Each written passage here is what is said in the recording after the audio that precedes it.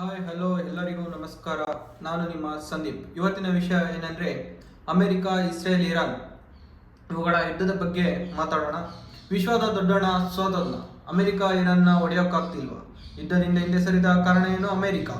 ಇದರ ಬಗ್ಗೆ, ಈ ಟಾಪಿಕ್ ಬಗ್ಗೆ ಇವತ್ತು ಚರ್ಚೆ ಮಾಡೋಣ. ಮೊದಲಿಗೆ ಅಮೆರಿಕ ಕದನ ವಿರಾಮ ಘೋಷಣೆ ಮಾಡ್ತದೆ.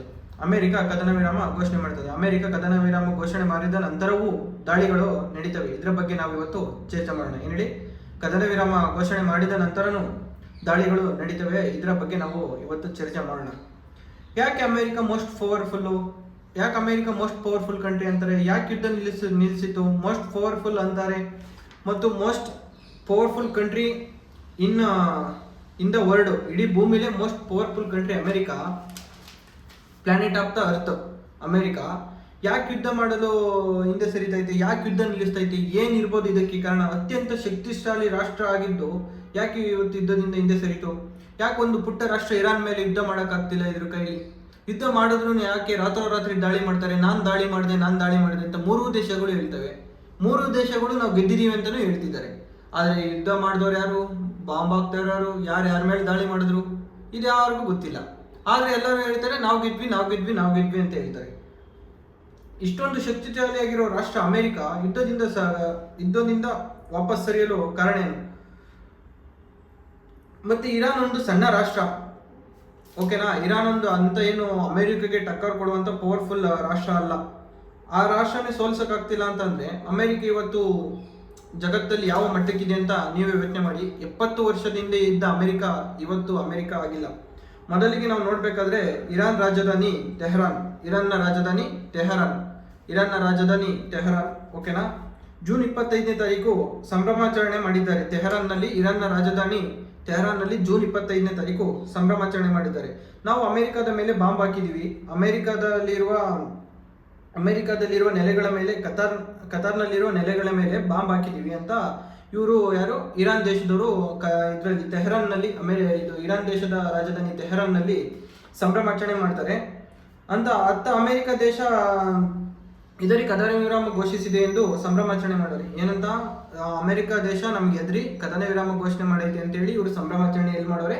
ತೆಹರಾನ್ನಲ್ಲಿ ಸಂಭ್ರಮಾಚರಣೆಯನ್ನ ಮಾಡೋರಿ. ಹಾಗೆ ಅಮೆರಿಕ ಕೂಡ ನಾವು ಗೆದ್ದಿದ್ದೀವಿ, ಇರಾನ್ ಶಸ್ತ್ರಾಸ್ತ್ರದ ಮೇಲೆ ದಾಳಿ ಮಾಡಿದ್ದೀವಿ, ನಾಶಪಡಿಸಿದ್ದೇವೆ ಎಂದು ಅಮೆರಿಕ ಹೇಳ್ಕೊಂಡಿದೆ. ಅಂದ್ರೆ ಇರಾನ್ ಶಸ್ತ್ರಾಸ್ತ್ರ ತಯಾರು ಮಾಡೋದ್ರ ಮೇಲೆ ನಾವು ದಾಳಿ ಮಾಡಿದ್ದೀವಿ, ನಾವು ನಾಶಪಡಿಸಿದ್ದೀವಿ ಅಂತೇಳಿ ಅಮೆರಿಕ ಹೇಳ್ಕೊಂತೈತೆ. ಅಲ್ಲಿ ನೋಡಿದ್ರೆ ಯಾರ ಮೇಲೆ ಯುದ್ಧ ಮಾಡಿದ್ರು ಅಂತ ಯಾರಿಗೂ ಇದು ಗೊತ್ತಾಗ್ತಿಲ್ಲ. ಮತ್ತು ಇನ್ನೊಂದು ಕಡೆ ಇಸ್ರೇಲ್ ಅವರು ಅಮೆರಿಕ ಸರಿಯಾದ ಪಾಠ ಕಲಿಸಿದೆ ಇರಾನ್ಗೆ ಅಂತ ಹೇಳ್ಕೊಂತಿದ್ದಾರೆ. ಏನ್ ಹೇಳಿ, ಇವಾಗ ಅಮೆರಿಕ ಇರಾನ್ ಮೇಲೆ ದಾಳಿ ಮಾಡೈತೆ, ಶಸ್ತ್ರಾಸ್ತ್ರಗಳ ಮೇಲೆ ದಾಳಿ ಮಾಡಿ ಬಾಂಬ್ ಹಾಕಿ ನಾಶಪಡಿಸೈತೆ ಅಂತ ಇಸ್ರೇಲ್ ಅವರು ಹೇಳ್ತವ್ರೆ. ಅದಕ್ಕೆ ಇಸ್ರೇಲ್ ಅವರು ಅಮೆರಿಕ ಇರಾನ್ಗೆ ತಕ್ಕ ಪಾಠ ಕಲಿಸೈತೆ ಅಂತ ಇಸ್ರೇಲ್ ಅವರು ಹೇಳ್ತವ್ರೆ. ಹಾಗೆ ಮೂರು ದೇಶಗಳು ಹೇಳ್ತಿರೋದು ಒಂದೇ. ಏನ್ ಹೇಳಿ, ಮೂರು ದೇಶಗಳು ಹೇಳ್ತಿರೋದು ಒಂದೇ, ನಾವು ಗೆದ್ವಿ ಅಂತ ಹೇಳ್ತಿದ್ರೆ. ಹಾಗಾದ್ರೆ ಗೆದ್ದಿರೋರು ಯಾರು ನೋಡೋಣ ಬನ್ನಿ. ಇವತ್ತು ನೋಡೋಣ ಬನ್ನಿ. ನಾವು ಇತ್ತೀಚೆಗೆ ನೋಡೋದಾದ್ರೆ ರಾತ್ರೋರಾತ್ರಿಗಳು ದಾಳಿಗಳು ನಡೀತಾ, ಈ ಯುದ್ಧಗಳು ನಡೀತಾ ಇದಾವೆ ಅಂದ್ರೆ, ಆಕ್ಚುಲಿ ಈಗ ಎಕ್ಸಾಂಪಲ್ ತಗೊಳ್ಳಿ ನೀವು, ಪಾಕಿಸ್ತಾನ ಹಿಂಗೆ ವಾರ್ ನಡಿಬೇಕಾದ್ರೂ ಹಂಗೇನೆ ರಾತ್ರೋರಾತ್ರಿ ದಾಳಿಗಳು ನಡೆಯುವು. ಬೆಳಿಗ್ಗೆ ಹೊತ್ತು ಸುಮ್ಮನೆ ಇರೋರು, ಬೆಳಗಿನ ಟೈಮ್ ಸುಮ್ಮನೆ ಇರೋರು, ರಾತ್ರೋರಾತ್ರಿ ವಾರ್ ನಡೆಯೋದು. ಯಾರು ಬಾಂಬ್ ಹಾಕೋದು ಯಾರು ಏನಂತಾನೆ ಗೊತ್ತಾಗ್ತಿಲ್ಲ. ಯಾಕೆಂದ್ರೆ ಇಲ್ಲಿ 3 ಕಂಟ್ರಿಗಳು ಇದಾವೆ, ಅಲ್ಲಿ 2 ಕಂಟ್ರಿಗಳ ಮಧ್ಯೆ ನಡೀತಿತ್ತು. ರಾತ್ರೋರಾತ್ರಿ ಬಾಂಬ್ ಹಾಕ್ತಾರೆ, ಯಾರು ಹಾಕಿದಾರೋ ಅಂತ ಗೊತ್ತಾಗಲ್ಲ, ಯಾರು ದಾಳಿ ಮಾಡ್ತಿದ್ದಾರೆ ಅನ್ನೋದು ಗೊತ್ತಾಗ್ತಿಲ್ಲ. ಆದ್ರೆ ಎಲ್ಲಾ ದೇಶಗಳು ಹೇಳೋದೊಂದೇ, ನಾವು ಗೆದ್ದಿದ್ದೀವಿ ಅಂತ ಈ 3 ದೇಶಗಳು ಹೇಳ್ಕೊಂತಿದ್ದಾರೆ, ಓಕೆನಾ? ಇವಾಗ ನೈಟ್ ಟೈಮ್ ಹಾಕೋದ್ರೆ, ಇವಾಗ ಇರಾನ್ ಮೇಲೆ ಯಾರಾದ್ರೂ, ಇವಾಗ ಅಮೆರಿಕದವರೇ ದಾಳಿ ಮಾಡಿದ್ರು ಅನ್ಕೊಳ್ಳಿ, ಈಗ ಏನ್ ಅನ್ಕೊಂತಾರೆ, ಇಸ್ರೇಲ್ ಅವರು ದಾಳಿ ಮಾಡಿರ್ಬೋದು ಅನ್ಕೊಂತಾರೆ. ನೈಟ್ ಟೈಮ್ ಯಾವ ಯುದ್ಧ ವಿಮಾನಗಳು ಬಂದು ಯಾವ ದೇಶದ ಬಂದು ಏನು ಗೊತ್ತಾಗಲ್ಲ ನೈಟ್ ಟೈಮು. ಆ ಕಾರಣದಿಂದ 3 ದೇಶಗಳು ನಾವು ಗೆದ್ವಿ ಅಂತ ಇವಾಗ ಹೇಳ್ಕೊಂತಿದ್ದಾರೆ. ಯುದ್ಧ ಅಂದಮೇಲೆ ಯಾರಾದ್ರೂ ಗೆಲ್ಬೇಕು, ಇಲ್ಲ ಯಾರಾದ್ರೂ ಸೋಲ್ಲೇಬೇಕು. ಇಲ್ಲಿ ಹಂಗಾಗ್ತಿಲ್ಲ. 3 ಜನ ನಾವು ಗೆದ್ವಿ ಅಂತ ಹೇಳ್ಕೊಂತಿದ್ದಾರೆ. ಹಾಗೆ ಅಮೆರಿಕ ಇರಾನ್ ಪರಮಾಣು ಶಸ್ತ್ರಾಸ್ತ್ರಗಳ ಮೇಲೆ ದಾಳಿ ಮಾಡಿದೆ ಅಂತ ಹೇಳ್ತಿದೆ, ಆದ್ರೆ ಇರಾನ್ ದಾಳಿನೇ ಆಗಿಲ್ಲ ಅಂತ ಹೇಳ್ತಾ ಇದೆ. ಏನ್ ಹೇಳಿ, ಅಮೆರಿಕ ಇರಾನ್ ಪರಮಾಣು ಶಸ್ತ್ರಾಸ್ತ್ರಗಳ ಮೇಲೆ ದಾಳಿ ಮಾಡಿದ್ದೀನಿ ಅಂತ ಹೇಳ್ತೈತೆ, ಆದ್ರೆ ಇರಾನ್ ದಾಳಿನೇ ಮಾಡಿಲ್ಲ ಅಂತ ವಾದ ಮಾಡ್ತೈತೆ. ಯಾವ್ದಾದ್ರು ಒಂದು, ಇವಾಗ ಅವ್ರು ದಾಳಿ ಮಾಡಿದ್ರೆ ಅವ್ರು ದಾಳಿ ಮಾಡಿ ಇವ್ರ ಮೇಲೆ ಬಾಂಬ್ ಹಾಕಿದ್ರೆ ಅದು ನಾಶ ಆಗಿರ್ಲೇಬೇಕು, ಇಲ್ಲಾಂದ್ರೆ ಇವ್ರು ದಾಳಿ ಮಾಡಿರೋದೇ ಸುಳ್ಳಾಗಿರ್ಬೇಕು. ಏನಂತ ಮುಂದೆ ತಿಳಿಯೋಣ. ಮತ್ತೆ ಇದರ ಜೊತೆಗೆ ಗುಂಪುಗಳಿವೆ ಅಂತಂದ್ರೆ ಏನ್ ಗೊತ್ತಾ? ಗುಂಪುಗಳಂದ್ರೆ ಇವಾಗ ನೋಡಿ, ಇಸ್ರೇಲ್ ಮತ್ತೆ ಇರಾನು ಯುದ್ಧ ನಡೀತಾ ಇತ್ತು. ಈಗ ಮಧ್ಯ ಪ್ರವೇಶ ಮಾಡಿದ್ದಾರು ಇಸ್ರೇಲ್ ಪರವಾಗಿ ಅಮೆರಿಕ. ಇಸ್ರೇಲ್ ಪರವಾಗಿ ಅಮೆರಿಕ ಮಧ್ಯ ಇದನ್ನ ಮಾಡ್ತು ನೋಡಿ. ಇಲ್ಲಿ ಇವಾಗ ಇವರಿಬ್ರು ಯುದ್ಧ ಮಾಡ್ತಿದ್ರು, ಒಂದು ನಿಮಿಷ ನೋಡಿ, ಇವರಿಬ್ರು ಯುದ್ಧ ಮಾಡ್ತಿದ್ರು. ಇವಾಗ ಮಧ್ಯೆ ಪ್ರವೇಶ ಆಗಿದ್ದಾರು, ಇವ್ರ ಮಧ್ಯೆ ಅಮೆರಿಕ ಪ್ರವೇಶ ಆಗೈತೆ. ಇವಾಗ ಅಮೆರಿಕ ಪ್ರವೇಶ ಆಗಿದ್ಕೇನೆ ತಟಸ್ಥ ಆಗೈತೆ ಅಂತ ಯುದ್ಧ ತಟಸ್ಥ ಆಗೈತೆ. ಇವಾಗ ಗುಂಪುಗಳು ಸೇರ್ತಿದ್ದಾರೆ. ಯಾಕೆ ಸೇರ್ತಿದ್ದಾರೆ ಅಂತಂದ್ರೆ ಇವಾಗ ಇದು 3ನೇ ವರ್ಲ್ಡ್ ವಾರ್ ನಡಿಬೋದು ಅಂತ ಎಲ್ಲ ಥಿಂಕ್ ಮಾಡ್ತಿದ್ದಾರೆ. ಬಟ್ ಇದು ಅಷ್ಟು ಅಲ್ಲಿ ಮಟ್ಟ ಹೋಗಲ್ಲ ಅನ್ಕಂತ ಹೇಳ್ತಾ ಇದ್ದೀನಿ. ಈಗ ಗುಂಪುಗಳು ಕಟ್ತಾರೆ ಅನ್ಕೊಳ್ಳಿ. ಇವಾಗ ಕೆಲವು ದೇಶಗಳು ಅವರದೇ ಆದ ಆಂತರಿಕ ಸಮಸ್ಯೆಗಳಿರ್ತವೆ. ಈಗ ಆಂತರಿಕ ಸಮಸ್ಯೆಗಳು ಅಂತಂದ್ರೆ ಅವ್ರದ್ದು ದುಡ್ಡಿನ ವಿಚಾರ ಆಗಿರ್ಬೋದು, ಆರ್ಥಿಕವಾಗಿರ್ಬೋದು, ಏನಾದರೂ ಅವ್ರದ್ದು ಒಳಗಡೆ ಸಮಸ್ಯೆಗಳು ಇರ್ತವೆ. ಹಾಗೆ ಯುದ್ಧ ಅಂದ ತಕ್ಷಣ ಯಾವ ದೇಶಗಳು ಫುಲ್ ಜೋಶ್ನಲ್ಲಿ ಇವತ್ತು ಯಾವೂ ಇಲ್ಲ. ಹಾಗೆ ಏನೇಳಿ ಯುದ್ಧ ಅಂದ ತಕ್ಷಣ ಯಾವ ದೇಶಗಳು ಇವತ್ತು ಫುಲ್ ಜೋಶ್ನಲ್ಲೇ ಇಲ್ಲ. ಯಾಕೆ ಅಂತಂದ್ರೆ ಯುದ್ಧ ಮಾಡೋಕ್ಕೆ ಇವಾಗ ಎಲ್ಲರ ಹತ್ರನೂ ಆಲ್ಮೋಸ್ಟ್ ಶಸ್ತ್ರಾಸ್ತ್ರಗಳನ್ನು ಹೊಂದಿದ್ದಾರೆ. ಎಲ್ಲರೂ ಅಣುಬಾಂಬ್ಗಳನ್ನ ತಯಾರು ಮಾಡ್ಕೊಂಡಿದ್ದಾರೆ. ಮೊದಲೇ ಆದರೆ ಅಮೆರಿಕ ಹತ್ರ ಇತ್ತು, ಅದಕ್ಕೆ ಅಮೆರಿಕಾಗೆ ಎಲ್ಲ ಎದುರ್ಕೊಂತಿದ್ರು. ಆದರೆ ಈಗ ಇರಾನ್ ದೇಶನೂ ಅಮೆರಿಕಾಗೆ ಎದುರುತ್ತಾ ಇಲ್ಲ. ಇರಾನ್ ದೇಶನೂ ಅಮೆರಿಕಾಗೆ ಎದುರುತ್ತಿಲ್ಲ. ಯಾಕಂತಂದ್ರೆ ಎಲ್ಲರ ಹತ್ರನೂ ಯುದ್ಧ ಅಣ್ವಸ್ತ್ರಗಳು ಇವೆ. ಯುದ್ಧ ಮಾಡೋಣ ಅಂತ ಯಾವ ದೇಶಗಳು ಮುಂದೆ ಬರ್ತಾ ಇಲ್ಲ. ಯುದ್ಧ ಮಾಡಲು ಎದುರಿಕೊಳ್ಳುತ್ತಿದೆ, ಇನ್ನು ಮುಂದೆ ಆಗ್ತಾ ಇದೆ. ಅಮೆರಿಕ ಯುದ್ಧ ಮಾಡಲು ಎದುರುಕೊಂಡು ಹಿಂದೆ ಮುಂದೆ ಆಗ್ತಾ ಇದೆ. ಅಮೆರಿಕ ಕೂಡ ಹಿಂದೆ ಸರಿತಾ ಇದೆ ಯುದ್ಧದಿಂದ. ಯುದ್ಧ ತಟಸ್ಥ ನೀತಿ ಅಂದ್ರೆ ಯುದ್ಧ ಬೇಡ, ವಿಶ್ವಶಾಂತಿ ಕಾಪಾಡೋಣ ಅಂತ ಹೇಳ್ಬಿಟ್ಟು ಈ ಅಮೆರಿಕ ಯುದ್ಧದಿಂದ ಹಿಂದೆ ಬರ್ತೈತೆ. ಯಾಕೆಂದ್ರೆ ಅಮೆರಿಕದ ಸಾಲ ಈಗಲೇ ರಾಷ್ಟ್ರೀಯ ಸಾಲ ಇದೆಯಲ್ಲ ಅಮೆರಿಕದ್ದು, ಎಷ್ಟಾಗಿದೆ ಅಂದ್ರೆ $35 ಟ್ರಿಲಿಯನ್ ತಲುಪಿದೆ. ಅಮೆರಿಕದ ಸಾಲ ಎಷ್ಟು ತಲುಪಿದೆ? 35 ಟ್ರಿಲಿಯನ್ ಅಮೆರಿಕದ ಸಾಲ ತಲುಪಿದೆ. ಹಾಗೆ 6% ವಿತ್ತೀಯ ಕೊರತೆಯನ್ನ ಅನುಭವಿಸ್ತಾ ಇದೆ. $6% ವಿತ್ತೀಯ ಕೊರತೆ. ಇದು ಎಷ್ಟು ಸಿಕ್ಕಾಪಟ್ಟೆ ಸಾಲ ಐತಿ. $35 ಟ್ರಿಲಿಯನ್ ತಲುಪೈತೆ. ಹಾಗೆ ಅಮೆರಿಕವು ಬಹಳಷ್ಟು ಬಾಂಡ್ಗಳನ್ನು ಚೈನಾಗೆ ನೀಡಿ ಅವರಿಂದ ದುಡ್ಡನ್ನು ಪಡ್ಕೊಂತ ಐತಿ. ಏನ್ ಗೊತ್ತಾ, ಇವಾಗ ಅಮೆರಿಕದ ಹತ್ರ ಕೆಲವೊಂದು ಗ್ರೀನ್ ಸಾವರಿಂಗ್ ಬಾಂಡು ಆ ಥರ ಈ ಥರ ಅಂತ ಎಲ್ಲ ಬಾಂಡ್ಗಳು ಇರ್ತವೆ. ಅವನ್ನ ಚೈನಾ ನೀಡಿ ಅದರಿಂದ ದುಡ್ಡನ್ನು ಸಾಲವಾಗಿ ಪಡ್ಕೊಂತ ಐತಿ. ಅಮೆರಿಕ ಸಾಲದ ಸುಳಿಯಲ್ಲಿ ಸಿಲ್ಕೊಂಡಿದ್ದಾರೆ. 70 ವರ್ಷದಿಂದ ಅಮೆರಿಕ ನೋಡ್ತಾ ಇದ್ರೆ ಅಮೆರಿಕದ ಸಾಲ ಹೆಚ್ಚಾಗ್ತೈತೆ. ಎಷ್ಟಾಗ್ತೈತೆ? 35 ಟ್ರಿಲಿಯನ್ ಇವಾಗ ಪ್ರೆಸೆಂಟ್ ಇದೆ. ಅಮೆರಿಕದ ಸಾಲ 35 ಟ್ರಿಲಿಯನ್ ಇದೆ. ಅಮೆರಿಕದ ಸಾಲ 70 ವರ್ಷದಿಂದ ನೋಡ್ಕೊಂಡ್ ಬಂದ್ರೆ ಅಮೆರಿಕದ ಸಾಲ ಕಡಿಮೆ ಆಗಿಲ್ಲ, ಯಾವತ್ತು ಹೆಚ್ಚಾಗ್ತಾ ಹೋಗ್ತಾ ಇದೆ. ಹಾಗೆ ಡೊನಾಲ್ಡ್ ಟ್ರಂಪ್ ಸಾಲ ಪಡೆಯಬೇಕೆಂದ್ರೆ ಕಾಂಗ್ರೆಸ್ ಅಂದ್ರೆ ಅಲ್ಲಿ ಕಾಂಗ್ರೆಸ್ ಇರುತ್ತಲ್ವ, ಆ ಕಾಂಗ್ರೆಸ್ನ ಪರ್ಮಿಷನ್ ತಗೊಳ್ಬೇಕು ಡೊನಾಲ್ಡ್ ಟ್ರಂಪ್ ಸಾಲ ಪಡಿಬೇಕಂದ್ರೆ. ಹಾಗೆ ಭಾರತದ ವ್ಯಕ್ತಿ ಅಮೆರಿಕಕ್ಕೆ ಹೋಗಿ ಕೆಲಸ ಮಾಡಿ ಅಲ್ಲಿ, ಯಾಕೆಂದ್ರೆ ಇಲ್ಲಿ ಸ್ವಲ್ಪ ನಮ್ದು ಸ್ಯಾಲರಿ ಕಡಿಮೆ ಇರುತ್ತೆ ಅಂತ ಹೇಳ್ಬಿಟ್ಟು ಇವಾಗ ಭಾರತ ದೇಶದಿಂದ ಇವಾಗ ಅಮೆರಿಕಕ್ಕೆ ಒಬ್ಬ ವ್ಯಕ್ತಿ ಎಕ್ಸಾಂಪಲ್ ಇವಾಗ ಹೋಗ್ತಾನೆ ಅನ್ಕೊಳ್ಳಿ, ಅವ್ನು ಅಲ್ಲಿಂದ ದುಡ್ಡನ್ನ ದುಡಿದು ಇಲ್ಲಿ ಅವ್ರ ಮನೆಯವ್ರಿಗೆ ಕಳಿಸ್ಬೇಕು ಅಂತಂದ್ರೆ ಅವ್ನು ಕಳಿಸೋ ದುಡ್ಡು ಇಲ್ಲಿ ನಮ್ಮ ಇಂಡಿಯಾ ತಲುಪೋಷ್ಟಕ್ಕೆ ಅಲ್ಲಿ ಅಮೆರಿಕದಲ್ಲಿ ಫಸ್ಟ್ ಟ್ಯಾಕ್ಸ್ ಹಾಕಿರ್ತಾರೆ. ಯಾಕೆಂದ್ರೆ ಇವಾಗ ಅಮೆರಿಕ ಸಾಲದ ಸುಳಿಯಲ್ಲಿ ಈಗ ಟ್ಯಾಕ್ಸ್ ಹಾಕ್ಲಿಲ್ಲ ಅಂದ್ರೆ ಅವ್ರಿಗೆ ಅಮೌಂಟ್ ಕಲೆಕ್ಟ್ ಆಗಲ್ಲ. ಆ ಕಾರಣಕ್ಕೋಸ್ಕರ ಆ ದುಡ್ಡಿನ ಮೇಲೂ ಇವಾಗ ಸ್ವಲ್ಪ ದುಡ್ಡಿನ ಮೇಲೂ ಟ್ಯಾಕ್ಸ್ ಹಾಕ್ತಿದ್ದಾರೆ. ಓಕೆನಾ. ನಂತರ ಈ ಅಮೆರಿಕದ್ದು 35 ಟ್ರಿಲಿಯನ್ ಇಷ್ಟಾಗಿದೆ. 35 ಟ್ರಿಲಿಯನ್ ಸಾಲ ಆಗಿದೆ ಅಂತ ಹೇಳ್ಬೋದು. ನಂತರ 1% ಜನರ ಹತ್ರ 40% ಸಂಪಾದನೆ ಇದೆ. ಅಂದ್ರೆ ಅಮೆರಿಕದಲ್ಲಿ ಇವಾಗ ನೋಡಿ ಎಲಾನ್ ಮಸ್ಕ್ ಅಂತವ್ರನ್ನ ತಗೊಳ್ಳಿ ನೀವು. ಆಕ್ಚುಲಿ ಅವರು ವಿಶ್ವದ ನಂಬರ್ 1 ಶ್ರೀಮಂತ ನೋಡಿ. ಕೇವಲ 1% ಜನಗಳ ಹತ್ರ 40% ಅಮೆರಿಕದಲ್ಲಿ ಸಂಪತ್ತಿದೆ. ಇನ್ನು ಮಿಗ್ದವ್ರು ಏನ್ ಮಾಡ್ಬೇಕು ಹೇಳಿ? 40% ಸಂಪತ್ತಿದೆ. ಅವಲಂಬನೆ ಚೀನಾದ ಮೇಲೆ ಭಾರಿ ಅವಲಂಬನೆ ಅಂತಂದ್ರೆ ಇವಾಗ ಏನ್ ಗೊತ್ತಾ, ಈಗ ಚೀನಾದ ಮೇಲೆ ಸಿಕ್ಕಾಪಟ್ಟೆ ಅವಲಂಬನೆ ಆಗ್ಬಿಟ್ಟೈತೆ ಅಮೆರಿಕ. ಈಗ ಎಕ್ಸಾಂಪಲ್ ನೋಡಿ, ಈಗ ಆಟೋಮೊಬೈಲ್ ಸ್ಪೇರ್ ಪಾರ್ಟ್ಸು ಇವುಗಳನ್ನೆಲ್ಲ ಚೈನಾದಿಂದನೇ ತರಿಸ್ಕೊಳ್ಳೋದು. ಯಾಕೆಂದ್ರೆ ಅಮೆರಿಕ ದೊಡ್ಡ ದೇಶ ಅಂತಿದ್ದಂಗೆ ಎಲ್ಲಾನು ಅವರೇ ತಯಾರಿಸಕ್ಕಾಗಲ್ಲ. ಎಕ್ಸಾಂಪಲ್ ನೋಡಿ, ಆಪಲ್ ಫೋನ್ ಮಾತ್ರ ಬ್ರ್ಯಾಂಡ್ ಮಾತ್ರ ಅಮೆರಿಕದ್ದು. ಅಂದ್ರೆ ಬ್ರ್ಯಾಂಡ್ ಅಂದ್ರೆ ಮೇಲ್ಗಡೆ ಟೆಂಪ್ರವರಿ ಬಾಡಿಗಳು, ಆ ಥರ ಕೆಲವೊಂದು ಮೇಲ್ಗಡೆ ಬಾಡಿಗಳು ಮಾತ್ರ ಅಮೆರಿಕದ್ದು. ಇನ್ನು ಮಿಕ್ಕಿದ್ದೆಲ್ಲ ಏನ್ ಗೊತ್ತಾ, ಮೇನ್ ಸರ್ಕ್ಯೂಟು, ಇನ್ನು ಬಾಡಿ ಅದ್ರ ಒಳಗಡೆ ಇರೋ ಕೆಲವೊಂದು PC ಅವೇನೇನೋ ಬರ್ತಾವಲ್ಲ, ಈ ಟಚ್ ಅವೆಲ್ಲ ಆಲ್ಮೋಸ್ಟ್ ಎಲ್ಲ ಚೈನಾದ್ದೇ. ಈ ಚೈನಾದವ್ರದ್ದೇ ಅವೆಲ್ಲ ಆಲ್ಮೋಸ್ಟ್. ಚೈನಾದವ್ರ ಮೇಲೆ ಸಿಕ್ಕಾಪಟ್ಟೆ ಡಿಪೆಂಡ್ ಆಗ್ಬಿಟ್ಟಿದ್ದಾರೆ ಯಾರು? ಅಮೆರಿಕಾದವರು. ಅಮೆರಿಕ ಮೇಲೆ ಅರಬ್ ರಾಷ್ಟ್ರಗಳು ನಂಬಿಕೆನೆ ಕಳ್ಕೊಂಬಿಟ್ಟವ್ರೆ.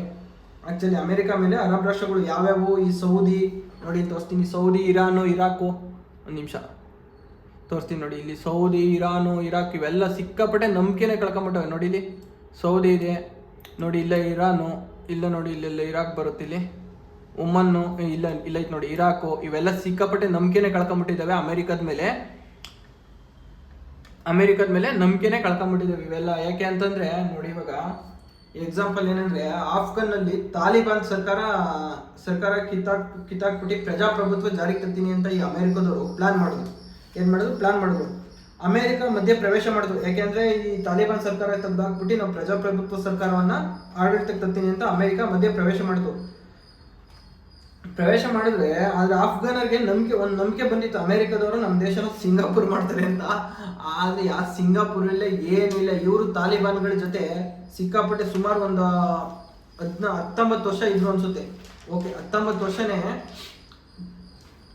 ವರ್ಷ ಇದ್ರು ಸಿಂಗಾಪುರ್. ಯಾರ ಜೊತೆ 19 ವರ್ಷ ಇದ್ರು ಇವ್ರ ಜೊತೆ, ತಾಲಿಬಾನ್ಗಳ ಜೊತೆ ಅಮೆರಿಕ ಸೈನ್ಯ 19 ವರ್ಷ ಇದ್ರು. ಅದನ್ನ ಈಗ ರೀಸೆಂಟ್ ಆಗಿ ನಮ್ಮ ಟ್ರಂಪ್ ಅವರು ಅವ್ರನ್ನ ಆ ಸೈನ್ಯವನ್ನ ವಾಪಸ್ ಕರ್ಕೊಂಡ್ರು. ರೀಸೆಂಟ್ ಆಗಿ ಅವರು ಇದಕ್ಕೆ ಬಂದ್ಮೇಲೆ ಈಗಾಗಲೇ ನಾವು ನೋಡಿರೋ ಹಾಗೆ ಅಮೆರಿಕದ್ದು 35 ಟ್ರಿಲಿಯನ್ ಸಾಲ ಆಗಿದೆ. ಬಹಳಷ್ಟು ಪ್ರಾಬ್ಲಮ್ ಇದ್ದಾರೆ. ಈ ಕಾರಣದಿಂದಾಗಿನೇ ಅಮೆರಿಕ ಸೈನ್ಯವನ್ನ ಡೊನಾಲ್ಡ್ ಟ್ರಂಪ್ ವಾಪಸ್ ಕರ್ಕೊಂಡ್ರು. ಮೊದಲು ಅಮೆರಿಕ ಮಾಡಿದಷ್ಟು ಧೈರ್ಯ ಇವಾಗ ಮಾಡ್ತಿಲ್ಲ. 6% ವಿತ್ತೀಯ ಕೊರತೆಯನ್ನ ಇದು ಹೊಂದಿದೆ. ಅಂದ್ರೆ 6% ವಿತ್ತೀಯ ಕೊರತೆ ಅಂತಂದ್ರೆ ಏನ್ ಗೊತ್ತಾ? ಈ ವಿತ್ತೀಯ ಕೊರತೆ ಅಂದ್ರೆ ಏನ್ ಗೊತ್ತಾ? ಜನರು ಸರ್ಕಾರಕ್ಕೆ ಅಂದ್ರೆ ₹100 ಟ್ಯಾಕ್ಸ್ ಕಟ್ಟಿದ್ರೆ ಸರ್ಕಾರ ಖರ್ಚು ಮಾಡ್ತಿರೋದು ಎಷ್ಟು ಗೊತ್ತಾ? 106 ಅಂದ್ರೆ ₹106 ಖರ್ಚು ಮಾಡ್ತಿದೆ. ಏನ್ ಹೇಳಿ? ₹106 ಖರ್ಚು ಮಾಡ್ತಿದೆ. ತನ್ನ ಕೈಯಿಂದ ಹಾಕ್ಬೇಕಾಗಿದೆ. ಅದೇ ಅಂದ್ರೆ ಕೈಯಿಂದ ಅಂತಂದ್ರೆ ಹೆಂಗ್ ಗೊತ್ತಾ? ಇವಾಗ ಸಾಲ ತಗೋಬೇಕಾಗಿದೆ. ಏಕೆಂದ್ರೆ ಈಗ ನೋಡಿ, ಅಮೆರಿಕ ಮುಂದುವರೆದ ಕಂಟ್ರಿ ಅದು ನಮ್ಗೆಲ್ಲರಿಗೂ ಗೊತ್ತಿದೆ. ಈಗ ಒಂದು ಶಾಲೆನೇ ಇಂಪ್ರೂವ್ ಮಾಡ್ಬೇಕು, ಅಲ್ಲಿ ರೋಡ್ ಬೇಕು, ಏನು ಅಕಸ್ಮಾತ್ ಇವಾಗ ಒಂದು ಬ್ರಿಡ್ಜ್ ಬೇಕು, ಏರ್ಪೋರ್ಟ್ ಬೇಕು, ಇವನ್ನೆಲ್ಲ ಮಾಡಬೇಕು ಅಂತಂದ್ರೆ ಎಕ್ಸ್ಟ್ರಾ ₹6 ಸಾಲ ತಗೊಳ್ಳೇಬೇಕಾಗುತ್ತೆ. ನಮ್ಮ ಜನಗಳಿಂದ ಕಲೆಕ್ಟ್ ಆಗ್ತಿರೋದಿಷ್ಟು ₹100 ಟ್ಯಾಕ್ಸ್ ಕಲೆಕ್ಟ್ ಆಗ್ತಾ ಇದೆ. ಇವರು ಖರ್ಚು ಮಾಡ್ತಿರೋದಷ್ಟು 106. ಆದ್ರಿಂದನೇ ಅಮೆರಿಕದ ಸಾಲ ಸಿಕ್ಕಾಪಟ್ಟೆ ಹೆಚ್ಚಾಗ್ತೈತೆ. ಓಕೆನಾ? ಅಮೆರಿಕ ಸಾಲ ಎಷ್ಟು ಸಿಕ್ಕಾಪಟ್ಟೆ ಹೆಚ್ಚಾಗ್ತೈತೆ. ಪ್ರತಿ ₹100ಗೂ ₹6 ಸಾಲ ಮಾಡ್ತಾರೆ ಇವರು. ಎಷ್ಟು? ಸುಮ್ಮನೆ ಎಕ್ಸಾಂಪಲ್ ಇದು, ಪ್ರತಿ ₹100ಗೆ ಇವ್ರು ₹6 ಸಾಲ ಮಾಡ್ತಾರೆ ಅಂದ್ರೆ ಲೆಕ್ಕ ಹಾಕಿ ಅದ್ರದ್ದು ಹೆಂಗೆ. ಆದ್ರೆ ನಮ್ಮ ಭಾರತ ಆಗಲ್ಲ. ಏಕೆಂದ್ರೆ ನಮ್ಮ ಭಾರತ ಅಭಿವೃದ್ಧಿ ಆಗಲ್ಲ. ಯಾಕಂದ್ರೆ ನಮ್ಮ ಭಾರತ ಅಭಿವೃದ್ಧಿ ಹೊಂದುತ್ತಿರುವ ರಾಷ್ಟ್ರ. ಯಾಕೆಂದ್ರೆ ನಮ್ಮ ಭಾರತ ಅಭಿವೃದ್ಧಿ ಹೊಂದಿರುವ ನಮ್ಮ ದೇಶದಲ್ಲಿ GDP ಪ್ರೆಸೆಂಟ್ ಈಗ 4.8% ಐತೆ ಇವಾಗ ಆದ್ರೆ ಅಮೆರಿಕದ್ದು ಇದಕ್ಕಿಂತ ಕಡಿಮೆ ಇರಬೇಕು. ಯಾಕಂದ್ರೆ ಅದು ಅಭಿವೃದ್ಧಿ ಹೊಂದಿರೋ ರಾಷ್ಟ್ರ. ನಮ್ದು ರಾಷ್ಟ್ರ ಅಭಿವೃದ್ಧಿ ಹೊಂದುತ್ತಿರುವ ರಾಷ್ಟ್ರ. ಬಟ್ ಆದ್ರೆ ಇದಕ್ಕಿಂತ ನಮ್ದು 4.8ಗಿಂತ ಅಮೆರಿಕದ್ದು GDP ಜಾಸ್ತಿ ಇದೆ. ಆರ್ಥಿಕವಾಗಿ ಅಮೆರಿಕ ಸದೃಢವಾಗಿಲ್ಲ ಎಂದು ಇದರಿಂದ ನಮಗೆ ತಿಳಿದು ಬರ್ತದೆ. ಏನು ಹೇಳಿ? ಆರ್ಥಿಕವಾಗಿ ಅಮೆರಿಕ ಸದೃಢವಾಗಿಲ್ಲ ಅಂತೇಳಿ ನಮಗೆ ತಿಳಿದು ಬರ್ತದೆ. ಕೃತಕ ಬುದ್ಧಿ ಮತ್ತೆ ನಿರುದ್ಯೋಗ. ಈ ಕೃತಕ ಬುದ್ಧಿ ಮತ್ತೆ ನಿರುದ್ಯೋಗ ಹೆಂಗೆ ಅಮೆರಿಕದಲ್ಲಿ ಎದ್ದು ಕಾಡ್ತಾ ಐತೆ ಅಂದ್ರೆ, ಅಮೆರಿಕ ಎಲ್ಲ ಸಿಕ್ಕಾಪಟ್ಟೆ ಟೆಕ್ನಾಲಜಿ ಯೂಸ್ ಮಾಡ್ತಿದ್ರೆ. ಈಗ ಏನಾದ್ರು ಒಂದು ಈಗ ನೋಡಿ, ನ್ಯೂಸ್ ಚಾನಲ್ ರೀಡರ್ ಓದಬೇಕು ಅಂದ್ರೆ AI ಯೂಸ್ ಮಾಡ್ತಾರೆ. ಎಲ್ಲದಕ್ಕೂ ಮಷಿನ್ಗಳು ಯೂಸ್ ಮಾಡ್ತಾರೆ. ಜನಸಾಮಾನ್ಯರಿಗೆ ಕೆಲಸನೇ ಸಿಗ್ತಾ ಇಲ್ಲ. ನೋಡಿ, ಅಮೆರಿಕದಲ್ಲಿ ಯಾಕೆ ಈ ಸಮಸ್ಯೆ ಹೆಚ್ಚಾಗ್ತೈತೆ ಅಂದ್ರೆ, ಬೇರೆ ದೇಶದ ಬುದ್ಧಿವಂತರುಗಳು, ನಾಲೆಡ್ಜ್ ಇರೋರು ಎಲ್ಲ ಹೋಗಿ ಅಮೆರಿಕಕ್ಕೆ, ಇಡೀ ವರ್ಲ್ಡಲ್ಲಿ ಇರೋರೆಲ್ಲ ಹೋಗಿ ಅಮೆರಿಕಕ್ಕೆ ಸೇರ್ಕೊಂತವ್ರೆ. ನಾಲೆಡ್ಜ್ ಇರೋರೆಲ್ಲ ಅವರಿಗೆ ಕೆಲಸ ಸಿಕ್ಕಿದ್ರೆ ಪ್ರೆಸೆಂಟ್ ಇವಾಗ ಅಲ್ಲಿ ಅಮೆರಿಕದಲ್ಲಿರೋ ಅವರೇಜ್ ವ್ಯಕ್ತಿಗಳು ಇರ್ತಾರಲ್ಲ, ಈಗ ನಮ್ಮಂಥವ್ರು ಅವರೇಜ್ ವ್ಯಕ್ತಿಗಳು ಇರ್ತಾರಲ್ಲ, ಅಂಥವ್ರಿಗೆ ಕೆಲಸ ಸಿಗ್ದಂಗಾಗಿ ನಿರುದ್ಯೋಗ ಸಮಸ್ಯೆ ಸಿಕ್ಕಾಪಟ್ಟೆ ಜಾಸ್ತಿ ಆಗ್ತೈತೆ. ಇಲ್ಲಿ ಅಮೆರಿಕದಲ್ಲಿ ಸಿಕ್ಕಾಪಟ್ಟೆ ನಿರುದ್ಯೋಗ ಸಮಸ್ಯೆ ಜಾಸ್ತಿ ಆಗ್ತೈತೆ. ನೋಡಿ, ಅವರೇಜ್ ವ್ಯಕ್ತಿಗಳು ಇವಾಗ ನೋಡಿ, ಅಮೆರಿಕ ಇವಾಗ ಅವರೇಜು ಅವ್ರದ್ದು ಸಿಕ್ಕಾಪಟ್ಟೆ ಹೆಂಗೆ ಅಂತಂದ್ರೆ,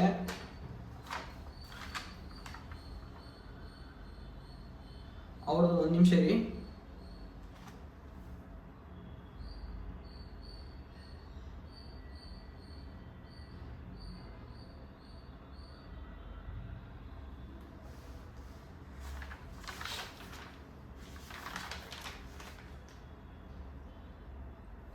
ನೋಡಿ, ಇವಾಗ ಅವ್ರದ್ದು ಎಷ್ಟಿದೆ ಸಿಕ್ಕಾಪಟ್ಟೆ. ಅಂದ್ರೆ ಇವಾಗ ಅವರು ಉದ್ಯೋಗ ಸಮಸ್ಯೆನ ಎದುರಿಸ್ತಾರೆ. ಹಾಗೆ ನೋಡಿ, ಇಲ್ಲಿ ಇನ್ನೊಂದು ಎಕ್ಸಾಂಪಲ್ ಅಮೆರಿಕ ಸೇನೆ ಆಫ್ಘನ್ಗೆ ಹೋಗಿ ಅಲ್ಲಿದ್ದ ಟೆರರಿಸ್ಟ್ ಹೊಡೆದು ಅವ್ರ ಜೊತೆನೆ ಆಗ್ಲೇ ಹೇಳ್ದಂಗೆ 19 ವರ್ಷ ಇದ್ರು. ಆದ್ರೆ ಯಾವುದೇ ಬದಲಾವಣೆ ಆಗ್ಲಿಲ್ಲ. ಅಮೆರಿಕ ಖರ್ಚು ಜಾಸ್ತಿ ಆಗಿ ಅಮೆರಿಕ ಸೇನೆಯನ್ನ ಹಿಂದೆ ತೆಗೆದುಕೊಳ್ಬೇಕಾಗುತ್ತೆ. ಅಮೆರಿಕದ ಸೇನೆಯನ್ನು ಹಿಂದೆ ತೆಗೆದುಕೊಳ್ಬೇಕಾಗುತ್ತೆ. ಇರಾನ್ ಮೇಲೆ ಯುದ್ಧ ಮಾಡಲು ಹೋದ್ರೆ ಹಾರ್ಮುಜ್ ಜಲಸಂಧಿ ತೋರಿಸ್ತೀನಿ ರೀ. ಇರಾನ್ ನಲ್ಲಿ ಇದ್ದೆ ಹಾರ್ಮುಜ್ ಜಲಸಂಧಿ ತೋರಿಸ್ತೀನಿ ರೀ. ಒಂದು ನಿಮಿಷ ಇರಾನ್ ಮ್ಯಾಪ್ ಓಪನ್ ಮಾಡ್ತೀನಿ. ನೋಡಿ, ಇಲ್ಲಿ ಇದೆಯಲ್ಲ, ಇದೇ ಹಾರ್ಮುಜ್ ಜಲಸಂಧಿ. ಏನು ಗೊತ್ತಾ? ಇದು ಹಾರ್ಮುಜ್ ಜಲಸಂಧಿ. ಈ ಹಾರ್ಮುಜ್ ಜಲಸಂಧಿ ಏನಂತಂದ್ರೆ, ನೋಡಿ, ಇವಾಗ ಇರಾನ್ ಮೇಲೆ ಏನಾದ್ರು ಅಮೆರಿಕ ಯುದ್ಧ ಮಾಡಿದ್ರು ಅಂದ್ಕೊಳ್ಳಿ, ಈ ಹಾರ್ಮುಜ್ ಜಲಸಂಧಿ ಬಂದ್ ಮಾಡಿದ್ರೆ ಜಗತ್ತಿನ ಶೇಕಡ 70% ಕಚ್ಚಾ ವಸ್ತು ತೈಲ ಎಲ್ಲ ಇಲ್ಲಿಂದನೇ ಸರಬರಾಜಾಗೋದು. ಈ ಜಲಸಂಧಿ ಮೂಲಕನೇ ಸರಬರಾಜಾಗೋದು. ಹಾಗೆ ಇದು ಆರ್ಥಿಕವಾಗಿ ವಿಶ್ವದಲ್ಲಿ ಹಲವು ರಾಷ್ಟ್ರಗಳ ಮೇಲೆ, ಎಲ್ಲ ರಾಷ್ಟ್ರಗಳ ಮೇಲೂ ಹೊಡೆತ ಬೀಳುತ್ತೆ.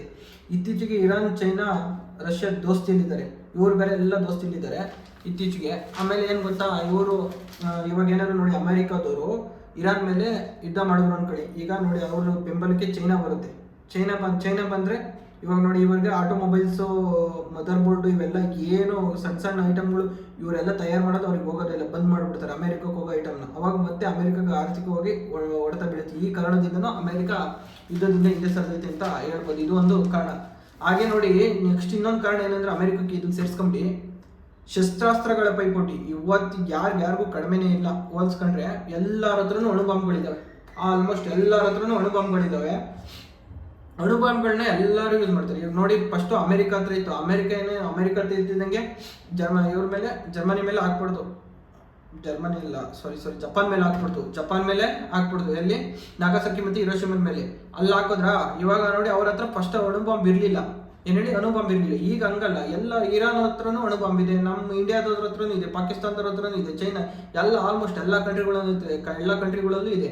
ಈಗ ಏನಾರ ಅಕಸ್ಮಾತ್ ಯುದ್ಧ ಥರ್ಡ್ ವರ್ಲ್ಡ್ ವಾರ್ ಸ್ಟಾರ್ಟ್ ಆಯ್ತು ಅಂದ್ಕೊಳ್ಳಿ, ಯಾವುದೇ ಕಾರಣಕ್ಕೆ ಯಾವ ದೇಶಗಳು ಗೆಲ್ಲಲ್ಲ. ಆಕ್ಚುಲಿ ಹೇಳ್ಬೇಕು ಅಂದ್ರೆ ಯಾವುದೇ ಕಾರಣಕ್ಕೆ ಯಾವ ದೇಶಗಳು ಸಹ ಗೆಲ್ಲಲ್ಲ. ಯಾಕಂತಂದ್ರೆ ಯಾವ ದೇಶಗಳು ಗೆಲ್ಲಲ್ಲ ಅಂತಂದ್ರೆ, ಯಾಕಂದ್ರೆ ಎಲ್ಲ ದೇಶಗಳ ಹತ್ರ ಆಲ್ಮೋಸ್ಟ್ ಅಣುಬಾಂಬ್ಗಳಿದೆ. ಎಲ್ಲ ಥರ ಟೆಕ್ನಾಲಜಿ ಸಿಕ್ಕಾಪಟ್ಟೆ ಇಂಪ್ರೂವ್ ಆಗ್ಬಿಟ್ಟೈತೆ. ಎಲ್ಲರ ಹತ್ರ ಶಸ್ತ್ರಾಸ್ತ್ರಗಳಿದ್ದಾವೆ, ಎಲ್ಲರ ಹತ್ರನೂ ಇದ್ದಾವೆ. ಎಲ್ಲ ಸಿಕ್ಕಾಪಟ್ಟೆ ಟೆಕ್ನಾಲಜಿ ಮುಂದುವರೆದ್ರಿಂದ ದೇಶಗಳಲ್ಲಿರೋ ಪ್ರಜೆಗಳು ಸಾಯ್ಬೇಕು, ಅಮಾಯಕರು ಸಾಯ್ಬೇಕು, ಮತ್ತು ಸೈನಿಕರು ಸಾಯ್ಬೇಕಾಗುತ್ತೆ. ಯಾವುದೇ ಕಾರಣಕ್ಕೆ ಯಾವ ದೇಶಗಳು ಗೆಲ್ಲಲ್ಲ. ಆಮೇಲೆ ಗೆದ್ದ ದೇಶಗಳು ಅಂತೂ ಅವು ಸಿಕ್ಕಾಪಟ್ಟೆ ಆರ್ಥಿಕವಾಗಿ ಹೊಡೆತ ತಿನ್ಬೇಕಾಗುತ್ತೆ. ಯಾವ ದೇಶಗಳು ಗೆಲ್ಲಕ್ಕೆ ಸಾಧ್ಯನೇ ಇಲ್ಲ ಅಂತ ಹೇಳ್ತೀನಿ. ಯಾಕಂತಂದ್ರೆ ಎಲ್ಲ ದೇಶಗಳು ಸಿಕ್ಕಾಪಟ್ಟೆ ಸ್ಟ್ರಾಂಗ್ ಇದಾವೆ, ಎಲ್ಲರ ಹತ್ರನೂ ಅಣ್ವಸ್ತ್ರಗಳೇ ಇದಾವೆ. ಹಾಗೆ ನೋಡಿ, ಇಸ್ರೇಲ್ ಅಂತ ಅವ್ರಿಗಂತೂ ಇವಾಗ ಸಾಕಾಗಿ ಹೋಗ್ಬಿಟ್ಟೈತಿ. ಇಸ್ರೇಲ್ ಯಾಕಪ್ಪ ಈ ಥರ ಯುದ್ಧಗಳು, ಈ ಥರ ಎಲ್ಲ ಯಾಕೆ ಮಾಡಬೇಕು, ಶಾಂತಿಯುತವಾಗಿರೋಣ ಅಂತ ಇಸ್ರೇಲ್ ಅನ್ಕೊಂತ ಇರ್ತಾರೆ. ಆದರೆ ಬಟ್ ಏನು ಗೊತ್ತಾ, ಅವ್ರು ಈಗಲೂ ಸ್ಟ್ರಾಂಗ್ ಆಗಿದ್ದಾರೆ. ಇಸ್ರೇಲವರು ಎರಡು ಮಾತಿಲ್ಲ, ಅವ್ರು ಈಗಲೂ ಸಿಕ್ಕಾಪಟ್ಟೆ ಸ್ಟ್ರಾಂಗ್ ಇದ್ದಾರೆ ಇಸ್ರೇಲವರು. ಅವರು ಅಂತೂ ಎರಡು ಮಾತಿಲ್ಲ ಇಸ್ರೇಲವ್ರ ಬಗ್ಗೆ. ಅವ್ರು ಇವಾಗಲೂ ಸ್ಟ್ರಾಂಗ್ ಇದ್ದಾರೆ. ನೋಡಿ, ಇವಾಗ ನಾನು ಅದನ್ನ ಒಪ್ಕೊತೀನಿ, ಇಸ್ರೇಲವ್ರು ಇವಾಗಲೂ ಸ್ಟ್ರಾಂಗ್ ಇದ್ದಾರೆ. ನೋಡಿ ಇಲ್ಲಿ ಲೆಬನಾನ್ ಬರುತ್ತೆ. ಈ ಲೆಬನಾನಲ್ಲಿ ಯಾರು ಗೊತ್ತಾ? ಈ ಲೆಬನಾನಲ್ಲಿ ಜಮುಲ್ಲಾ ಸಂಘಟನೆ ಇಲ್ಲೈತೆ. ಜಮುಲ್ಲಾ ನೋಡಿ ಇಲ್ಲಿ ಬರೆಯೋಕ್ಕಾಗ್ತಾ ಇಲ್ಲ. ನೋಡಿ ಇಲ್ಲಿ ಜಮುಲ್ಲಾ ಸಂಘಟನೆ ಇಲ್ಲಿ ಲೆಬನಾನಲ್ಲಿ ಐತೆ, ಬರ್ಕೊಳ್ಳಿ. ನೋಡಿ ಇಲ್ಲಿ ವೆಸ್ಟ್ ಬ್ಯಾಂಕ್ ಬರುತ್ತೆ. ಇಲ್ಲಿ ವೆಸ್ಟ್ ಬ್ಯಾಂಕ್ ಮತ್ತು ಇಲ್ಲಿ ಜೆರುಸೆಲಮ್ ಸಹ ಇಲ್ಲೇ ನೋಡಿ. ವೆಸ್ಟ್ ಬ್ಯಾಂಕ್ ಮತ್ತು ಜೆರುಸೆಲಮ್ ಇಲ್ಲೇ ಬರೋದು. ಇಲ್ಲಿ ನೆಕ್ಸ್ಟ್ ಗಾಜಾ ಬರುತ್ತೆ. ಇಲ್ಲಿ ನೋಡಿ, ಇಲ್ಲಿ ಗಾಜಾ ಪಟ್ಟಿ ಬರುತ್ತೆ. ಓಕೆನಾ? ಇಲ್ಲಿ ನೋಡಿ, ಗಾಜಾದಲ್ಲೇ ಹಮಾಸ್ ಅನ್ನೋರು ಗಾಜಾದಲ್ಲೇ ಇರೋದು. ಹಾಗೆ ಇಲ್ಲಿ ನೋಡಿ, ಇಲ್ಲಿ ಕೆಳಗಡೆ ಇಲ್ಲಿ ಸೌದಿ ಅರೇಬಿಯಾ ಬರುತ್ತೆ. ಈ ಸೌದಿ ಅರೇಬಿಯಾದಲ್ಲಿ ಹೌತಿ ಬಂಡುಕೋರರು ಇದ್ದಾರೆ. ಈ ಸೌದಿ ಅರೇಬಿಯಾದಲ್ಲಿ ಯಾರಿದ್ದಾರೆ? ಹೌತಿ ಬಂಡುಕೋರರು ಇದ್ದಾರೆ. ಓಕೆನಾ? ಇವಾಗ ನೋಡಿ, ಇದೊಂದು ಯಹೂದಿ ರಾಷ್ಟ್ರ, ಇವೆಲ್ಲ ಮುಸ್ಲಿಂ ಕಂಟ್ರಿಗಳು. ಇಲ್ಲಿ ನೋಡಿ, ಇಲ್ಲಿ ಇದ್ರೊಳಗಡೆ ಇರೋ ಯಹೂದಿಗಳಿಗೂ ಸಾಕು ಅನ್ನಿಸ್ಬಿಟ್ಟೈತೆ. ಯಾಕಂದ್ರೆ ಯುದ್ಧಕ್ಕೆ ಮಿಲಿಟರಿಗೆ ಸೇರಕ್ಕೆ ಯಾರೂ ಮುಂದೆ ಬರ್ತಾ ಇಲ್ಲ. ಇವಾಗ ನೋಡಿ, ಇವಾಗ ಇಷ್ಟು ರಾಷ್ಟ್ರಗಳು ಮುಸ್ಲಿಂ ಕಂಟ್ರಿಗಳಾಗಿರೋದ್ರಿಂದ ಈ ಇಸ್ರೇಲ್ ಮೇಲೆ ಆಟೋಮೆಟಿಕ್ಕಾಗಿ ದಾಳಿ ಆಗ್ತೈತೆ. ಯಾಕೆಂದ್ರೆ ಇವೆಲ್ಲ ನೋಡಿ, ಇವೆಲ್ಲ ಮುಸ್ಲಿಂ ರಾಷ್ಟ್ರಗಳು. ಓಕೆನಾ? ಸೌದಿ ಅರೇಬಿಯಾ, ಜೋರ್ಡಾನು ಮತ್ತು ಲೆಬನಾನು, ಇವೆಲ್ಲ ಮುಸ್ಲಿಂ ಕಂಟ್ರಿಗಳು. ಇವೇನು ಮಾಡ್ತವೆ? ಇಸ್ರೇಲ್ ಮೇಲೆ ದಾಳಿ ಮಾಡ್ತವೆ. ಈ ಇಸ್ರೇಲ್ ಮೇಲೆ ದಾಳಿ ಮಾಡಿದ್ದು ಇದು ಸುಮಾರು ಒಂದು 70 ವರ್ಷ ಆಗೈತೆ ಅನ್ಸುತ್ತೆ. ಇದೆಲ್ಲ ದಾಳಿ ಮಾಡಿ ಈ ಥರ ಎಲ್ಲ ಆಗಿ. ನೋಡಿ, ಇಲ್ಲಿ ಇವರು ಶಿಯಾ ವಿರೋಧಿಗಳು. ಇಲ್ಲಿರೋರೆಲ್ಲ ಶಿಯಾಗಳು. ಇಲ್ಲಿರೋರು ಇಲ್ಲಿ ನೋಡಿ, ಇಲ್ಲಿ ಸೌದಿ ಅರೇಬಿಯಾ, ಯಮನ್ನಲ್ಲಿರೋರೆಲ್ಲ ಈ ಶಿಯಾಗಳು. ಓಕೆನಾ? ಇವರೆಲ್ಲ ಶಿಯಾಗಳು. ಅಮೆರಿಕದ ಮೇಲೆ ಅತಿಯಾದ ಅವಲಂಬನೆ. ಇಸ್ರೇಲ್ ಅವ್ರದ್ದು ಏನಂದ್ರೆ ಅಮೆರಿಕದ ಮೇಲೆ ಅತಿಯಾದ ಅವಲಂಬನೆ. ಮತ್ತೆ ಇವ್ರ ದೇಶ ಇರೋದೇ ಪುಟ್ಟದು. ಅದರಲ್ಲಿ ಇವರು ಬಜೆಟ್ ಕಡಿಮೆ. ಇವಾಗ ನೋಡಿ, ಇವ್ರು ಏನಾದರೂ ಯುದ್ಧ ಮಾಡಿದ್ರು ಅಂದ್ರೆ ಇವ್ರಿಗೆ ಹೆಂಗೆ ಆರ್ಥಿಕವಾಗಿ ಹೊಡೆತ ಬೀಳುತ್ತೆ ಅಂತಂದ್ರೆ, ನೋಡಿ, ಇವಾಗ ಅಮೆರಿಕನೇ ಸಿಕ್ಕಾಪಟ್ಟೆ ಆರ್ಥಿಕ ನಷ್ಟವನ್ನು ಎದುರಿಸ್ತಾ ಐತೆ. ಹಾಗೇನೆ ಇವ್ರಿಗೆ ಹೆಂಗಾಗುತ್ತೆ ಅಂತಂದರೆ, ನೋಡಿ, ಇವಾಗ ಸ್ಕೂಲ್ ಕಟ್ಟಡಗಳನ್ನ ನೋಡ್ಕೊಬೇಕು, ರೋಡ್ಗಳು ಬೇಕು. ಇದೇನು ಅಭಿವೃದ್ಧಿ ಹೊಂದಿದ್ದ ರಾಷ್ಟ್ರ ಅಲ್ಲ. ನಂತರ ಏನಾದ್ರು ಒಂದು ಡ್ಯಾಮ್ ಕಟ್ಟಬೇಕು, ನಂತರ ಇಲ್ಲ ಒಂದು ಏರ್ಪೋರ್ಟ್ ನಿರ್ಮಾಣ ಮಾಡಬೇಕು. ಯುದ್ಧಕ್ಕೆಲ್ಲ ದುಡ್ಡು ಬೇಕು. ಇವರೆಲ್ಲ ಏನು ಮಾಡ್ತಿದ್ದಾರೆ ಅಂದರೆ ಅತಿ ಹೆಚ್ಚು ಇವರು ಸೈನ್ಯಕ್ಕಾಗಿಯೇ ಈ ದುಡ್ಡನ್ನ ಮುಡುಪಿಡ್ತಾ ಇದ್ದಾರೆ. ಅದು ಒಂದು ಹೊಡೆತ ಬೀಳುತ್ತೆ ಇವ್ರಿಗೆ. ಮತ್ತು ಯಹೂದಿಗಳು ಮಿಲಿಟರಿ ಸೇರಲು ವಿರೋಧಿಸ್ತಿದ್ದಾರೆ. ಅಮೇರಿಕಾಗ ಪ್ರತಿಭಾ ಪಲಾಯನ ಅಂತಂದರೆ ಇವಾಗ ನೋಡಿ, ಇವರು ಯಹೂದಿಗಳು ಇಲ್ಲಿ ಮಿಲಿಟರಿ ಸೇರೋಕ್ಕೆ ಸಿಕ್ಕಾಪಟ್ಟೆ ಅಂದರೆ ಅವರು ಹಿಂಜರಿತಿದ್ದಾರೆ. ಇಲ್ಲಿ ನಾವು ಸೇರಲ್ಲ, ಬೇರೆ ಕಡೆ ಎಲ್ಲರೂ ಹೋಗಿ ಸೇರ್ಕೊಳ್ಳೋಣ ಅಂತ ಹೇಳಿ ಇವರು ಅಮೇರಿಕಕ್ಕೆ ಹೋಗ್ತಿದ್ದಾರೆ. ಇಲ್ಲಿರೋ ಯಹೂದಿಗಳೆಲ್ಲ ಒಳ್ಳೊಳ್ಳೆ ರಿಚ್ ಕಂಟ್ರಿಗಳಿಗೆ ಇವ್ರು ಹೋಗ್ತಿದ್ದಾರೆ. ಎಲ್ಲಿಗೆ ಹೋಗ್ತಿದ್ದಾರೆ? ರಿಚ್ ಕಂಟ್ರಿಗಳಿಗೆ ಹೋಗ್ತಿದ್ದಾರೆ. ನೆಕ್ಸ್ಟ್ ನೋಡೋಣ ಇರಾನ್ನ ನೋಡೋಣ. ಇರಾನ್ ಇಲ್ಲೈತೆ ನೋಡಿ. ಇದು ಇಸ್ರೇಲ್ ಇಲ್ಲೈತೆ. ಇಲ್ಲಿ ನೋಡಿ, ಇಲ್ಲಿದೆ ಇಸ್ರೇಲು. ಇದು ಟರ್ಕಿಯೇ, ಇದು ಇರಾನು, ಈಜಿಪ್ಟು, ಲೆಬುನಿಯಾ, ಓಕೆನಾ, ಲೆಬುನಿಯಾ, ಯಮನ್ ಇಲ್ಲಿದೆ ನೋಡಿ. ಯಮನ್ನು, ಒಮನ್ನು, ಸೌದಿ ಅರೇಬಿಯಾ, ಓಕೆನಾ. ಅದಾದಮೇಲೆ ನಂತರ ನೋಡಿ ಇಲ್ಲಿ ಇರಾನ್ ಇಲ್ಲಿ ಬಂತು, ಓಕೆನಾ. ಅಮೇರಿಕಾ ಆರ್ಥಿಕ ದಿಗ್ಬಂಧನ ಆಕೈತಿ. ಯಾರ ಮೇಲೆ? ಇರಾನ್ ಮೇಲೆ ಅಮೇರಿಕಾ ಆರ್ಥಿಕ ದಿಗ್ಬಂಧನ ಇದೆ. ಎಕ್ಸ್ಪೋರ್ಟ್ ಮತ್ತು ಇಂಪೋರ್ಟ್ ಯಾರು ಮಾಡ್ಕೊಂಬಾರ್ದು ಅಂತ ನೋಡಿ. ಇಲ್ಲಿ ಇವ್ರ ಮೇಲೆ ಯಾರ ಮೇಲೆ? ಅಮೇರಿಕಾದವರು ಇವ್ರ ಮೇಲೆ ನೋಡಿ. ಇಲ್ಲಿ ಇವ್ರದ್ದು ಬಂದರು, ಇದು ಇವರು ಇರಾನ್ ಅವ್ರದ್ದು. ಈ ಬಂದರಿನಲ್ಲಿ ಎಲ್ಲ ಹಡಗುಗಳು ಕಚ್ಚಾ ತೈಲಗಳನ್ನ ತುಂಬ್ಕೊಂಡು ಇಲ್ಲಿ ನಿಂತ್ಕೊಂಡಿದ್ದಾವೆ. ಆದರೆ ಬಟ್ ಏನು ಮಾಡ್ತೀವಿ, ಇವ್ರಿಗೆ ಇಂಪೋರ್ಟ್ ಮಾಡೋಕ್ಕಾಗ್ತಲ್ಲ, ಎಕ್ಸ್ಪೋರ್ಟ್ ಮಾಡೋಕ್ಕಾಗ್ತಲ್ಲ. ಇವ್ರಿಗೆ 80% ಆದಾಯ ಬರೋದು ಈ ಕಚ್ಚಾ ತೈಲದಿಂದನೇ ಇರಾನ್ ಅವ್ರಿಗೆ ಬರೋದು. ಕಚ್ಚಾ ತೈಲದಿಂದನೇ ಇರಾನ್ ಅವ್ರಿಗೆ ಇದು ಬರೋದು. 80% ಆದಾಯ ಈ ಕಚ್ಚಾ ತೈಲದಿಂದನೇ ಬರೋದು. ಬಟ್ ಇದೇನಾಗ್ತೈತೆ, ಇಂಪೋರ್ಟ್ ಆಗ್ತಾಯಿಲ್ಲ, ಎಕ್ಸ್ಪೋರ್ಟ್ ಆಗ್ತಾಯಿಲ್ಲ. ಯಾಕಂದರೆ ಅಮೆರಿಕದವರು ಆರ್ಥಿಕವಾಗಿ ದಿಗ್ಬಂಧನ ಹಾಕಿದ್ದಾರೆ. ದಿಗ್ಬಂಧನ ಹಾಕಿದ್ದಾರೆ. ಹಣದುಬ್ಬರ ಮತ್ತು ಕರೆನ್ಸಿ ಅಪಮೌಲ್ಯೀಕರಣ ಆಗ್ತೈತಿ ಇವ್ರದ್ದು. ಯಾರ್ದು? ಇರಾನ್ ಅವ್ರದ್ದು. ಈಗ ಏನು ಗೊತ್ತಾ, ಹಣದುಬ್ಬರ ಅಂದರೆ ಈಗ ಇವ್ರು ಎಲ್ಲೂ ಮಾರಲಿಲ್ಲ ಅಂದರೆ ಇವಾಗ ಬೇಡಿಕೆಗಳು ಜಾಸ್ತಿ ಆಗ್ತವೆ. ಹಣದುಬ್ಬರ ಅಂದರೆ ಈಗ ಬೇಡಿಕೆಗಳು ಜಾಸ್ತಿ ಆದಾಗ ಈ ಹಣದುಬ್ಬರ ಅಂತಂದರೆ ಏನು ಗೊತ್ತಾ, ಬೆಲೆ ಜಾಸ್ತಿ ಆಗ್ತಾ ಇರುತ್ತೆ. ಇವಾಗ ಎಲ್ಲರಿಗೂ ದುಡ್ಡು ಬೇಕಾಗಿರುತ್ತಲ್ವಾ, ಸೇಮ್ ಹಂಗೇನೆ. ಚೀನಾ ಕಪ್ಪು ತೈಲ ಮಾರುಕಟ್ಟೆಯ ಮೇಲೆ ಅವಲಂಬನೆ ಯಾವುದೇ ಮುಂದಾಲೋಚನೆ ಇಲ್ಲ. ಯಾಕೆಂತಂದ್ರೆ ಈಗ ಚೀನಾದ ಕಪ್ಪು ತೈಲ ಅಂತಂದರೆ ಇದು ಚೀನಾದವರು ಇವ್ರ ಹತ್ರ ಖರೀದಿ ಮಾಡ್ಕೊತಿದ್ದಾರೆ. ಏನು ಹೇಳಿ? ಖರೀದಿ ಮಾಡ್ಕೊತಿದ್ದಾರೆ. ಅದು ಹಿಂಗೆ ಕಪ್ಪು ಮಾರ್ಕೆಟ್ ಅಂತಂದರೆ ಇವಾಗ ನೋಡಿ, ಇವಾಗ ಚೀನಾದವರು ಇವ್ರ ಹತ್ರ ಖರೀದಿ ಮಾಡ್ಕೊತಿದ್ದಾರೆ. ಅಂದರೆ ಚೀನಾದವ್ರು ಯಾವುದೇ ಕಾರಣಕ್ಕೂ ಅವ್ರ ಕೆಲಸ ಆಗ್ದಲೇ ಅವರಿಗೂ ಕೆಲಸ ಆಗಬೇಕಾಗಿರುತ್ತೆ. ಹಂಗಿದ್ರೆ ಮಾತ್ರ ಅವ್ರು ಖರೀದಿ ಮಾಡ್ಕೊಳೋದು. ನೋಡಿ, ಇವಾಗ ಅಂತಂದರೆ ಇವಾಗ ಬ್ಲ್ಯಾಕ್ ಮಾರ್ಕೆಟಿಂಗಲ್ಲಿ ಮಾರ್ತಾವ್ರೆ, ಇನ್ನು ಚೀಪ್ ರೇಟಿಗೆ ತಗೊತಿದ್ರು. ಇವ್ರಿಗೆ ಏನು ಗೊತ್ತಾ, ಹೊಟ್ಟೆಗೆ ಊಟ ಇಲ್ಲ, ಅವತ್ತಿನ ನೋಡ್ಕೊಳ್ಳೋಣ ಅಂತ ಹೇಳ್ಬಿಟ್ಟು ಇವ್ರು ಹಂಗೆ ಇದನ್ನು ಮಾಡ್ತಿದ್ದಾರೆ. ಇವರು ಇವಾಗ ಎಕ್ಸ್ಪೋರ್ಟ್ ಮಾಡ್ತಿದ್ದಾರೆ ಅವ್ರಿಗೆ. ಬಟ್ ಚೀನಾದವರು ಏನು ಪ್ಲಾನ್ ಮಾಡಿದ್ದಾರೆ ಅಂದರೆ, ಅವ್ರದ್ದು ಯುಹಾನ್ ಕರೆನ್ಸಿ ಇದೆಯಲ್ಲ, ಆ ಕರೆನ್ಸಿ ಮೂಲಕನೇ ಇವರು ಆ ಕರೆನ್ಸಿ ಮೂಲಕನೇ ಇವ್ರಿಗೆ ಹಣ ಕೊಡ್ತಿದ್ದಾರೆ. ಯಾಕೆಂತಂದರೆ ಚೀನಾದವ್ರ ಪ್ಲಾನ್ ನೋಡಿ, ನಮ್ಮ ಕರೆನ್ಸಿ ಎಲ್ಲ ದೇಶಗಳಲ್ಲೂ ಹರಡ್ಕೊಳ್ಳಿ ಅಂತ ಇವರು ಚೀನಾದವರು ಆ ಥರ ಮಾಡ್ತಿದ್ದಾರೆ. ನೋಡಿ, ಈಗ ಇವಾಗ ಇವ್ರದ್ದಾಯ್ತಾ, ಒಂದು ನಿಮಿಷ. ಇಲ್ಲಿ ಚೀನಾದವ್ರು ಇವಾಗ ಇವ್ರ ಮೇಲೆ ಏನೋ ಅಮೆರಿಕದವರು ಆರ್ಥಿಕವಾಗಿ ದಿಗ್ಬಂಧನ ಹಾಕೋರೆ. ಚೀನಾದವ್ರು ಮಾತ್ರ ಬ್ಲಾಕ್ ಮಾರ್ಕೆಟಿಂಗ್ ಮೂಲಕ ತಗೊತಿದ್ದಾರೆ, ಓಕೆನಾ. ನಂತರ ನೋಡಿ, ಇಲ್ಲಿ ಆಫ್ಘನ್ ಇದೆ. ಆಫ್ಘನ್ನು ಮತ್ತು ಇಲ್ಲಿ ನೋಡಿ, ಇಲ್ಲಿ ಇಲ್ಲಿಲ್ಲ, ಸುಡಾನ್ ಇದೆ, ಇಲ್ಲ. ಮತ್ತು ಆಫ್ಘನ್ನು ಇವೆರಡು ಸುನ್ನಿ ರಾಷ್ಟ್ರಗಳು. ಇವೆರಡು ಏನು ಮಾಡ್ತಾ ಗೊತ್ತಾ, ಅಮೇರಿಕಕ್ಕೆ ಸಪೋರ್ಟ್ ಮಾಡ್ತವೆ. ಇವೆರಡು ಆಫ್ಘನ್ನು ಮತ್ತು ಅಮೇರಿಕಕ್ಕೆ ಸಪೋರ್ಟ್ ಮಾಡ್ತವೆ. ಇರಾನು ಶಿಯಾ ರಾಷ್ಟ್ರ, ಅಂದರೆ ಶಿಯಾಗಳು. ಇರಾನ್ನಲ್ಲಿರೋದು ಶಿಯಾಗಳು. ಹಾಗೆ ನೋಡಿ, ಈಗ ಅಮೇರಿಕದವರು ಟ್ರಂಪು ಅಧ್ಯಕ್ಷ, ಇವಾಗ ಪ್ರೆಸೆಂಟು. ಈಗ ಇರಾನ್ನವರು ಆಯತುಲ್ಲಾ ಮತ್ತು ಇಸ್ರೇಲನು ಬೆಂಜಮಿನ್